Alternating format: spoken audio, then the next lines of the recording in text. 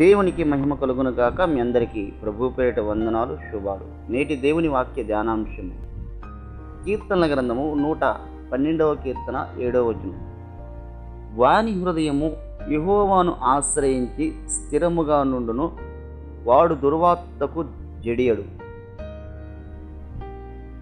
ఎవరైతే దేవుని ఎదుట నీతివంతులుగా, యథార్థవంతులుగా, దేవుని యందు భయము భక్తి కలిగి దివారాత్రములు దేవుణ్ణి ధ్యానం చేస్తూ, దేవుణ్ణి స్తుతించుతూ, దేవుని ఆజ్ఞలయందు కట్టడలయందు నడుచుకొని, దేవుని ధర్మశాస్త్రం యందు ఆనందిస్తూ, ఎవరైతే దేవునిపై మాత్రమే ఆధారపడి దేవుని యందు భయభక్తులు కలిగి ఉంటారో, ఈ లోకంలో వారు ఎన్ని కష్టాలు, శ్రమలు, నిందలు, అవమానాలు వచ్చినప్పటికీ దేవుణ్ణి విడిచిపెట్టకుండా దేవునిపై మాత్రమే వారు హృదయము నిలిపి స్థిరముగా దేవుని యందు విశ్వాసం, నిరీక్షణ ఎవరైతే ఉంచుతారో వారు ఈ లోకంలో ఎన్ని కష్టాలు, శ్రమలు వచ్చినప్పటికీ, వ్యతిరేకమైన స్థితిగతులు వచ్చినప్పటికీ వారు దుర్వార్తకు జడియకుండా దేవునిపై మాత్రమే ఆధారపడి హృదయపూర్వకంగా దేవుని స్తుతించి ఈ లోకంలో అనేక మందికి మాదిరికరంగా, దీవెనకరంగా జీవించగలరు.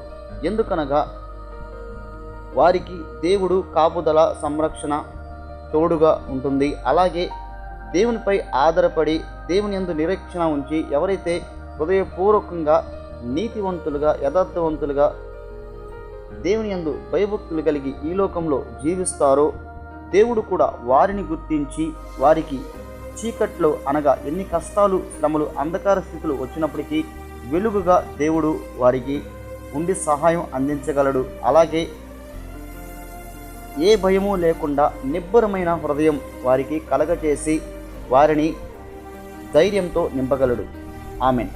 ప్రార్థన. సర్వాధికారి యేసయ్య, ఈ మాటలు వింటున్న ప్రతి ఒక్కరికి ఈ మాటల ద్వారా ధైర్యాన్ని, శాంతి, నెమ్మది నింపమని, ఎవరైతే యందు విశ్వాసము, నిరీక్షణ కలిగి హృదయపూర్వకంగా, యథార్థంగా, నీతివంతులుగా ఎన్ని కష్టాలు, శ్రమలు, నిందలు, అవమానాలు ఈ లోకంలో వ్యతిరేకమైన పరిస్థితులు వచ్చినప్పటికీ యందు భయభక్తులు కలిగి ఎవరైతే జీవిస్తున్న ప్రతి ఒక్కరికి వారు హృదయం ఎవరైతే నీకు దగ్గరగా ఉండి నిరీక్షణ కలిగి నీపై ఆధారపడి ఆశ్రయించిన ప్రతి ఒక్కరికి సహాయం అందించి దీవించి స్థిరపరచమని యేసుక్రీస్తు నామములో ప్రార్థిస్తున్నాము తండ్రి.